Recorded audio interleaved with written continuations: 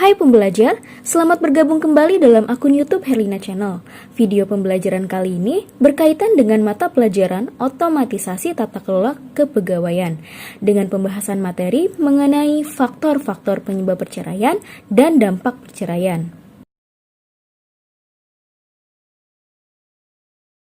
Faktor-faktor penyebab perceraian. Di dalam sebuah perceraian, sering kita jumpai banyak faktor-faktor atau penyebab terjadinya perceraian itu sendiri. Beberapa faktor atau penyebab terjadinya perceraian antara lain: yang pertama, ketidakharmonisan dalam rumah tangga. Ketidakharmonisan bisa disebabkan oleh berbagai hal, yaitu krisis keuangan, krisis akhlak, dan adanya orang ketiga. Yang kedua, gagal komunikasi.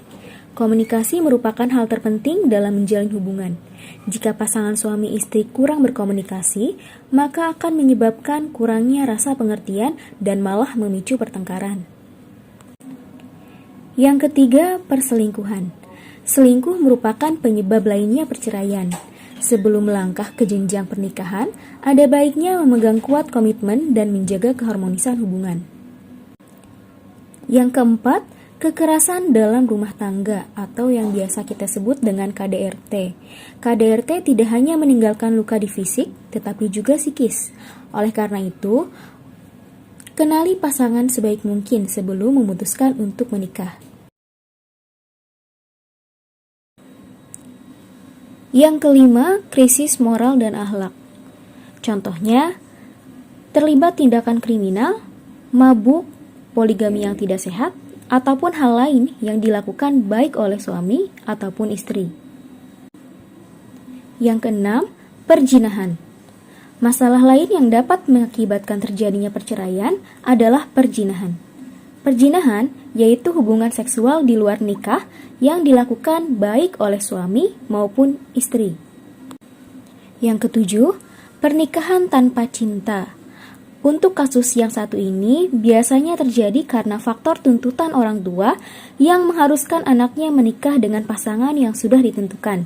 Sehingga setelah menjalani bahtera rumah tangga, seringkali pasangan tersebut tidak mengalami kecocokan.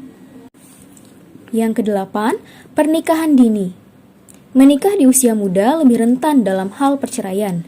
Hal ini karena pasangan muda belum siap menghadapi berbagai kesulitan dalam kehidupan pernikahan dan masing-masing memiliki ego yang masih tinggi. 9. Masalah ekonomi. Tingkat kebutuhan ekonomi di zaman sekarang ini memaksa kedua pasangan harus bekerja untuk memenuhi kebutuhan ekonomi keluarga. Apabila sang suami tidak memiliki pekerjaan, maka ia dianggap tidak mampu memenuhi kebutuhan materi keluarga. 10. Perubahan budaya zaman semakin modern. Jika dahulu perceraian dianggap hal yang tabu, sekarang ini malah telah menjadi tren dan menjadi gaya hidup banyak pasangan. 11. Adanya masalah-masalah dalam perkawinan.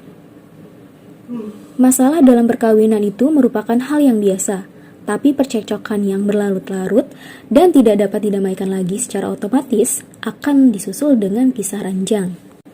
12. Keturunan.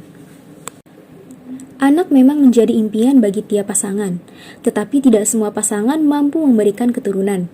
Salah satu penyebabnya mungkin kemandulan pada salah satu pasangan tersebut, sehingga menjadikan sebuah rumah tangga menjadi tidak harmonis. Berikutnya, dampak perceraian. Perceraian tidak selalu negatif, namun juga bukan suatu hal yang positif. Adapun dampak-dampak yang ditimbulkan dari sebuah perceraian, yang pertama, anak menjadi korban.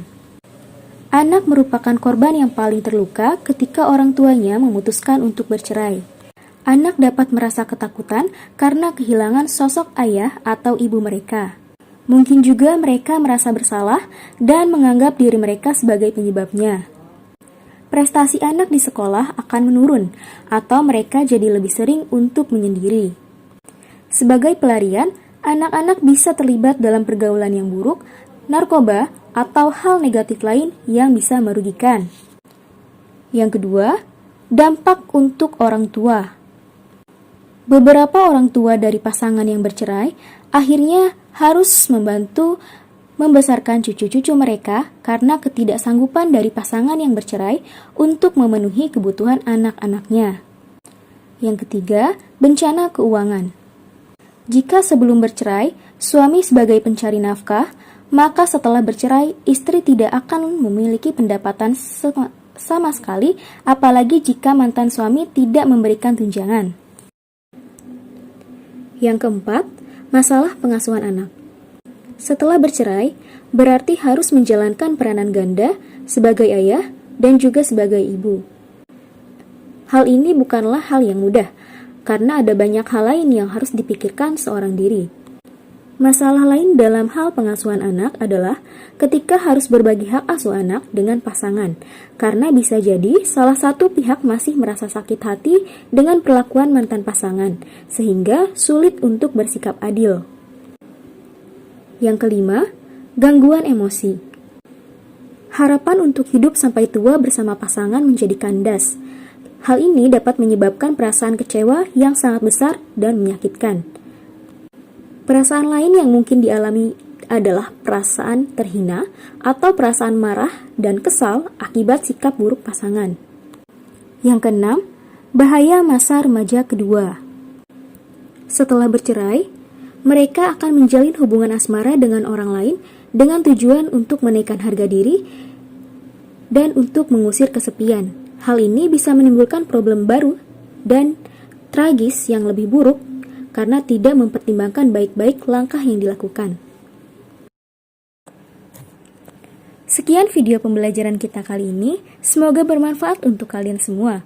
Wahai pembelajar, jangan lupa kunjungi video pembelajaran lainnya di akun YouTube Herlina Channel. Tetap semangat dan jangan pantang menyerah.